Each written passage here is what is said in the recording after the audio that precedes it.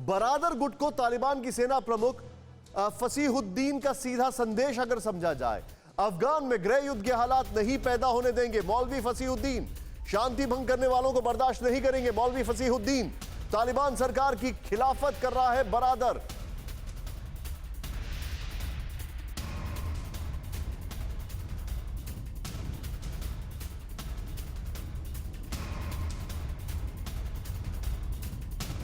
सीधे चलूंगा, विक्रम सर मेरे साथ है। सर, इंडिकेटिव है ये कि ये बरादर गुट को एक मैसेज दिया गया है, नंबर वन। अब मुझे उनसे वाकई में आई एम नॉट बॉदर्ड। मेरा दूसरा जो कंसर्न है, एक अफगानिस्तान का तो सर ने बता दिया, शशि सर ने, कि वो एक बहुत जबरदस्त कंड्यूसिव एनवायरनमेंट बन जाएगा।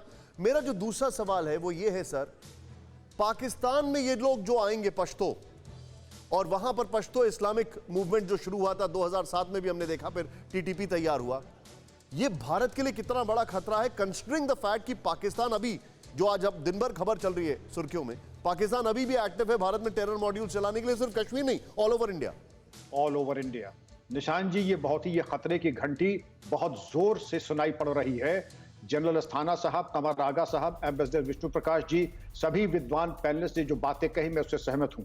जो इकोसिस्टम टेररिज्म को बढ़ावा देने के लिए और उसको पुष्पित और पल्लवित करने के लिए तैयार किया जा रहा है, हम ये न भूलें कि दारुल उलूम हक्कानिया जो टेरर यूनिवर्सिटी और जिहाद यूनिवर्सिटी के नाम से जानी जाती है, उसके पीछे कौन? पाकिस्तान। जनरल अस्थाना साहब ने बिल्कुल ठीक कहा, हक्कानी और आईएसआई एक ही सिक्के के दो पहलू हैं। और जो उनकी बेकरारी, अभी तो एक उड़ती खबर यह थी कि तुम पंजशीर में हमारी मदद करो तालिबान की, हम तुम्हें कश्मीर में मदद करेंगे। पाकिस्तान टीवी के चैनल्स खुल के कह रहे हैं कि हम तालिबान के जरिए कश्मीर पे कब्जा करेंगे।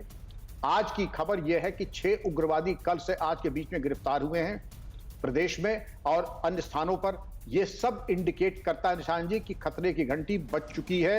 यह तो भला हो हमारी और सिक्योरिटी एजेंसीज का, ये इनके मॉड्यूल को नेस्तनाबूद कर दिया गया और एक दुर्घटना बच गई। एक नहीं, कई एक दुर्घटनाएं बच गई। लेकिन हमारा इंटेलिजेंस एपरेटस और सेटअप इतना मजबूत और पुख्ता होना चाहिए कि हमारा एक्शन फेल प्रूफ और फूल प्रूफ दोनों होने चाहिए। हमें 100% कामयाबी में लेनी है, जो कि हम लेते रहे फिर लेंगे, और इनको केवल एक बार कामयाब होना है। लेकिन मैं वो बात कह रहा हूं जो एम्बेसडर विष्णु प्रकाश जी को बुरी लगेगी, जो कमर आगा साहब को भी, क्योंकि सब बहुत ही संयत लोग हैं, लेकिन अगर कोई हुरों के लिए बेकरारी से इंतजार कर रहा है तो उनकी बेकरारी दूर करना हमारी आर्म्ड फोर्सेज, जनरल अस्थाना और हमारी लॉ एनफोर्समेंट एजेंसीज का काम है। गाजी आ तो सकते हैं लेकिन जिंदा नहीं जाएंगे, ये गारंटी हमारी आर्म्ड फोर्सेज ने दी है हमें। और इसके ऊपर हमें केवल दावे नहीं, हमें इस पे कार्रवाई करनी है। ग्राउंड इंटेलिजेंस, इलेक्ट्रॉनिक इंटेलिजेंस और इसके अलावा ह्यूमन इंटेलिजेंस, तमाम का समावेश करते हुए सिस्टर एजेंसी से साथ लेकर के Nishan ji, eternal vigilance is the cost of liberty. ये एक रोग स्टेट है, एक फेल्ड स्टेट है। इसका एक ही लाइफलाइन है, अफगानिस्तान का खनिज। और अफगानिस्तान का खनिज और ड्रग्स, ये इनके 2 ऑक्सीजन सिलेंडर्स हैं। इस पे चोट कैसे करेंगे, कभी फिर बात होगी तो हम लोग करेंगे। लेकिन निशान जी, एक फेल्ड स्टेट ये बिल्कुल वैसे ही है कि एक भूखा सांप कैसे होता है। फौज की एक कहावत, मुझे क्षमा कीजिएगा लेकिन मैं फौज की कहावत कहूंगा, to cut the head of the cobra. वक्त आ गया है कि जो कोबरा है उसका सर काटने का वक्त आ गया है। कैसे करेंगे, जनरल अस्थाना साहब बताएं, एम्बेसडर विष्णु प्रकाश जहां, कूटनीतिक तरीके से, फौजी तरीके से, कैसे? क्योंकि अब सॉफ्ट ऑप्शंस मुझे दिखाई नहीं पड़ रहे हैं, क्योंकि सॉफ्ट ऑप्शंस जी। Point taken. मनीष के पास में चलूंगा। ये जो ब्रेकिंग हमारी चल रही है और इसके जो विजुअल्स है उसके साथ, मनीष, एक सीधा मैसेज दिया गया है उनका जो अभी आर्मी चीफ है उसकी तरफ से, एंड अपेरेंटली ये जो मैसेज है, ये मैसेज शायद बरादर ग्रुप के लिए ये भी क्लियर हो रहा है। क्या वो एक्सपेक्ट कर रहे हैं कि तालिबान के अंदर एक रिसर्जेंस, एक सिविल वॉर की सिचुएशन पैदा होने वाली है?